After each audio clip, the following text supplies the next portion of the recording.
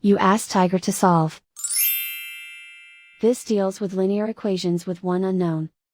The final result is x equals 16/9. Let's solve it step by step. Group all constants on the right side of the equation.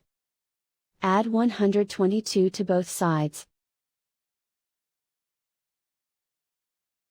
Simplify the arithmetic.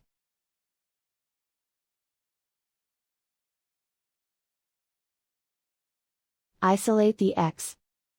Divide both sides by 81. Simplify the fraction.